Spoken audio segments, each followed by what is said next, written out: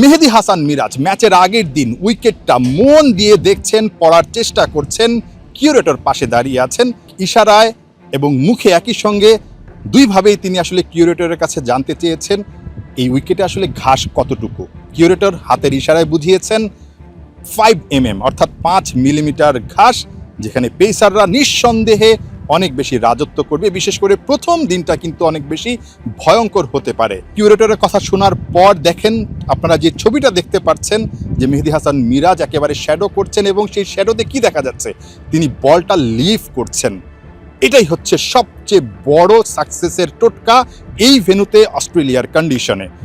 মেহেদী হাসান মিরাজরা যদি যেই বলটা লাফিয়ে উঠবে বা যেই বলটা স্ট্যাম্পের উপর দিয়ে চলে যাবে সেটা যদি ঠিকঠাকভাবে ছাড়তে পারেন, তাহলেই কিন্তু এই ভেন্যুতে সাফল্য পাওয়া সম্ভব ব্যাটসম্যানদের। সঠিক কাজটাই তিনি ঠিকঠাক করছিলেন শ্যাডোতে, ঠিক একইভাবে ম্যাচেও কিন্তু করতে হবে। মেহেদী হাসান মিরাজ নিঃসন্দেহে এই ভেন্যুতে নামার আগে ব্যাটসম্যানদের মধ্যে সবচেয়ে বেশি আত্মবিশ্বাসী, কারণ তিনি প্র্যাকটিস ম্যাচে সেঞ্চুরি করেছিলেন।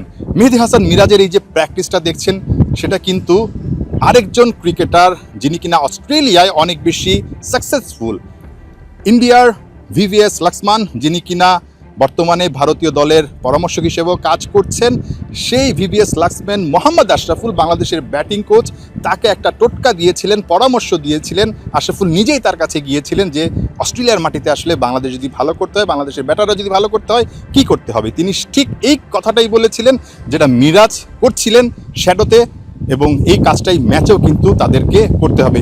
সেই কথাটা আশরাফুলের মুখে ফ্ল্যাশব্যাকে গিয়ে আরেকবার একটু শুনে আসতে চাই। একটা জিনিসই সে বলেছে যে আমাদের যদি অস্ট্রেলিয়াতে ভালো করতে হয়, আমাদের ব্যাটসম্যানদের বিশেষ করে কোন লেন্থের বলটা স্টাম্পের উপর দিয়ে যাচ্ছে, তো এই জিনিসটা আমাদের ব্যাটসম্যানদের খুব তাড়াতাড়ি অ্যাসেস করতে হবে যে কোন বলটা পরে স্টাম্পের উপর দিয়ে চলে যাবে, ওই বলটা আমি খেলবো না।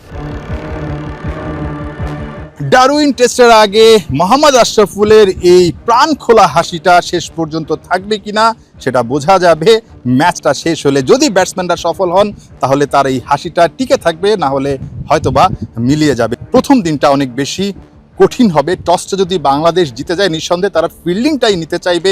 অস্ট্রেলিয়া যদি আসলে টসটা জিতে যায়, তারা বাংলাদেশকে ব্যাটিংয়ে পাঠাতে চাবে, কারণ অনেক লম্বা সময় ধরে কিন্তু এই ডারউইনে টেস্ট ম্যাচ খেলা হয় না অস্ট্রেলিয়ারও। এই দলটার কেউই কিন্তু এই ভেন্যুতে টেস্ট ম্যাচ খেলেনি। বাংলাদেশের পেসার ইবাদত হোসেনের এই হাসিটা দেখুন উইকেটটা দেখার পর, কি দারুণ। উইকেটটা দেখার পর নিঃসন্দেহে তার সেই মাউন্ট মঙ্গানুইয়ের স্মৃতিটা মনে পড়ে গেছে, যেখানটায় তিনি বাংলাদেশকে মোটামুটি বোলিং করে একাই জিতিয়ে দিয়েছিলেন, দুর্দান্ত বোলিং করেছিলেন।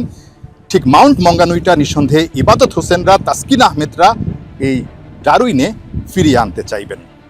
নাহিয়ান বিন জাসিম, 71, ডারউইন, অস্ট্রেলিয়া।